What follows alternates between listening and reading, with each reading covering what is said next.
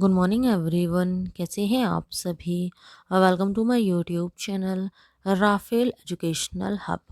Friends, आज है 29 फरवरी 2024।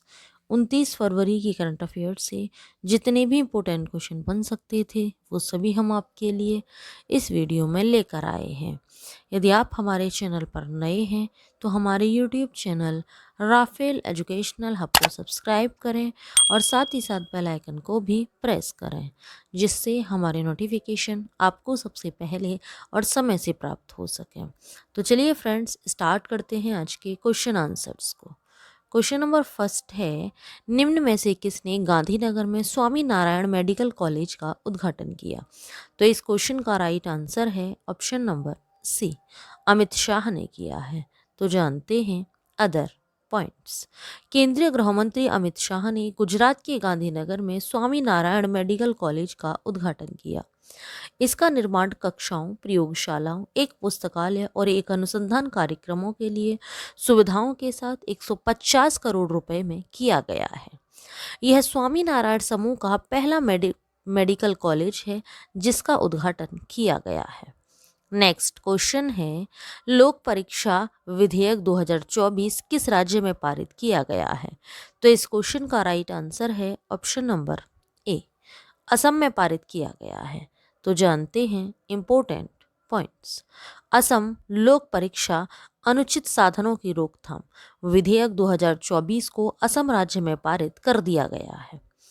इसका उद्देश्य राज्य सरकार के तहत भर्ती उद्देश्यों के लिए लोक परीक्षाओं के दौरान प्रश्न पत्रों को लीक होने और अनुचित साधनों के उपयोग पर अंकुश लगाना है। विधेयक भर्ती परीक्षाओं में उपयोग किए जाने वाले अनुचित साधनों से संबंधित अपराधों को रोकने और संबंधित करने के लिए कड़े उपाय प्रदान करता है। नेक्स्ट क्वेश्चन है, बेसिक स्ट्रक्चर एंड रिपब्लिक पुस्तक किसने लिखी है। तो इस क्वेश्चन का राइट आंसर है option number C, PS Sreedharan Pillai ने लिखी है। तो जानते हैं other points. Basic structure and republic पुस्तक गोवा के राज्यपाल PS श्रीधरन पिल्लई ने लिखी है। इस गोवा के पणजी में राजभवन में जारी किया गया और चंगनाचेरी के आर्कबिशप मार जोसेफ पेरुमथोट्टम द्वारा इसका अनावरण किया गया। पुस्तक की पहली प्रति जल संसाधन विकास, सहकारिता और प्रोविडोरिया मंत्री सुभाष सिरोडोरकर को प्राप्त हुई।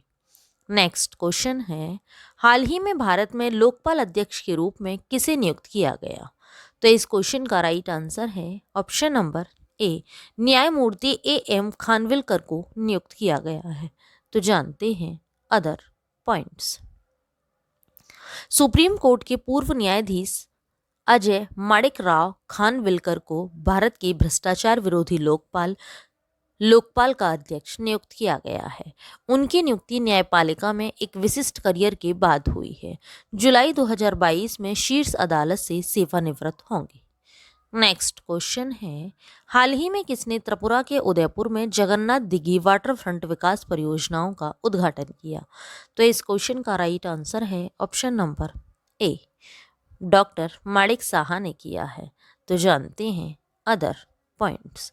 त्रिपुरा के मुख्यमंत्री डॉक्टर माणिक साहा ने 26 फरवरी को उदयपुर में Jagannath Dighi water front development project के उद्घाटन के साथ राज्य के विकास में एक महत्वपूर्ण क्षण को चिन्हित किया। यह महत्वपूर्ण प्रयास क्षेत्र में बुनियादी ढांचे को बढ़ाने और पर्यटन को बढ़ावा देने के लिए सरकार की प्रतिबद्धता को दर्शाती है। नेक्स्ट क्वेश्चन है, किस देश में भगवान बुद्ध के पवित्र अवशेष की स्थापना की है। तो इस क्वेश्चन का राइट आंसर है ऑप्शन नंबर बी, थाईलैंड में की है। थाईलैंड की कैपिटल बैंकॉक है। तो जानते हैं इंपॉर्टेंट पॉइंट्स। एक समारोह में भगवान बुद्ध और उनके 2 शिष्यों के पवित्र अवशेषों को सार्वजनिक श्रद्धा के लिए स्थापित किया गया। इस अवसर पर बैंकॉक के सरम लुआंग पवेलियन के मंडपम का माहौल सम्मान से भर गया और मंत्रोच्चार से गूंज उठा। नेक्स्ट क्वेश्चन है, किस देश के जॉन निकोल लॉफ्टी ईटन ने T20 में सबसे तेज शतक जड़ा है। तो इस क्वेश्चन का राइट आंसर है ऑप्शन नंबर सी, नामीबिया के हैं। तो जानते हैं अदर पॉइंट्स। नामीबिया के जॉन निकोल लॉफ्टी ईटन ने T20 इंटरनेशनल में सबसे तेज शतक लगाने का कारनामा कर दिया। उन्होंने पिछले रिकॉर्ड को पूरी तरह चकनाचूर कर दिया। इससे पहले सबसे तेज शतक लगाने का रिकॉर्ड नेपाल के कुशल मल्ला के नाम पर दर्ज था। अब जॉन निकोल लॉफ्टी ईटन ने नेपाल के खिलाफ ही इस रिकॉर्ड को ध्वस्त किया। उन्होंने रोहित शर्मा और डेविड मिलर समेत तमाम दिग्गजों को पछाड़ दिया। नेक्स्ट क्वेश्चन है, हाल ही में किसने भारत टेक्स 2024 का उद्घाटन किया है? तो इस क्वेश्चन का राइट आंसर है option number C, Narendra Modi ने किया है। तो जानते हैं अदर पॉइंट्स। प्रधानमंत्री नरेंद्र मोदी ने भारत के सबसे बड़े कपड़ा आयोजन भारत टेक्स 2024 का उद्घाटन किया, जिसमें स्थिरता, परिपत्रता और आर्थिक विकास पर ध्यान केंद्रित किया गया। इस कार्यक्रम में 100 देशों के 3000 से अधिक प्रदर्शकों और व्यापारियों ने भाग लिया, जिसमें भारत की समृद्ध कपड़ा विरासत और आधुनिक नवाचारों का प्रदर्शन किया गया। नेक्स्ट क्वेश्चन है, हाल ही में किसने स्टीड फास्ट डिफेंडर 2024 सैन्य अभ्यास का शुभारंभ किया है? तो इस क्वेश्चन का राइट आंसर है ऑप्शन नंबर बी, नाटो ने किया है। नाटो का मुख्यालय ब्रुसेल्स में है। जानते हैं इंपॉर्टेंट पॉइंट्स। उत्तरी अटलांटिक संधि संगठन ने जनवरी 2024 के अंत में यूरोप के दशकों में अपना सबसे बड़ा सैन्य अभ्यास स्टीड फास्ट डिफेंडर 2024 शुरू किया। चल रहे रूस यूक्रेन संघर्ष की पृष्ठभूमि में चलाया गया यह बड़े पैमाने का ऑपरेशन नाटो की सामूहिक सैन्य शक्ति और इसके सदस्य देशों की सुरक्षा के प्रति अटूट प्रतिबद्धता के एक शक्तिशाली प्रतीक के रूप में कार्य करता है। नेक्स्ट क्वेश्चन है, वैश्विक बौद्धिक संपदा सूचकांक 2024 में भारत का कौन सा स्थान है? तो इस क्वेश्चन का राइट आंसर है ऑप्शन नंबर ए, 42वां स्थान है भारत का। तो जानते हैं इंपॉर्टेंट पॉइंट्स। मूल्यांकन किए गए 55 देशों में से भारत ने 38.64% के समग्र स्कोर के साथ 42वां स्थान हासिल किया। यह प्लेसमेंट नवाचार और आर्थिक विकास को बढ़ावा देने के लिए अपने आईपी ढांचे को मजबूत करने में भारत के लिए चल रही चुनौतियों और अवसरों को रेखांकित करता है। स्थिर स्थिति के बावजूद विश्लेषण में भारत को शामिल करना वैश्विक आईपी विमर्श में इसके महत्व को दर्शाता है। नेक्स्ट क्वेश्चन है, वर्ल्ड गोल्ड काउंसिल ने किसको मुख्य कार्यकारी अधिकारी नियुक्त किया है? तो इस क्वेश्चन का राइट आंसर है option number B, Sachin Jain को नियुक्त किया है। तो जानते हैं अदर पॉइंट्स। वैश्विक स्वर्ण खनिकों का प्रतिनिधित्व करने वाली वर्ल्ड गोल्ड काउंसिल ने सचिन जैन को भारत के लिए अपना नया सीईओ नियुक्त किया है, जो मार्च से प्रभावी होगा। जैन का व्यापक अनुभव विशेष रूप से आभूषण बाजार और रणनीतिक नेतृत्व में उन्हें इस महत्वपूर्ण भूमिका के लिए उपयुक्त बनाता है। नेक्स्ट क्वेश्चन है, हाल ही में किसने रोमन रोलैंड पुस्तक पुरस्कार 2024 जीता है? तो इस क्वेश्चन का राइट आंसर है option number D, Pankaj Kumar Chatterjee ने जीता है। तो जानते हैं अदर पॉइंट्स। सोवियत शासक के अंतिम वर्षों के बारे में एक फ्रांसीसी उपन्यास स्टालिन काउच के बंगाली अनुवादक पंकज कुमार चटर्जी ने रोमन रोलैंड पुस्तक पुरस्कार का 7वां संस्करण जीता है। जोसेफ स्टालिन के बारे में उपन्यास पहली बार 2013 में फ्रांसीसी लेखक जीन डैनियल बाल्टासेट द्वारा प्रकाशित किया गया था। यह पुरस्कार अंग्रेजी सहित फ्रांसीसी पुस्तकों के भारतीय भाषाओं में अनुवाद को मान्यता देता है। नेक्स्ट क्वेश्चन है, यूएई का गौरव और एशिया के प्रतिष्ठित ब्रांड से किसे सम्मानित किया गया? तो इस क्वेश्चन का राइट आंसर है ऑप्शन नंबर सी, सैमिक सैन को सम्मानित किया गया। तो जानते हैं इंपॉर्टेंट पॉइंट्स।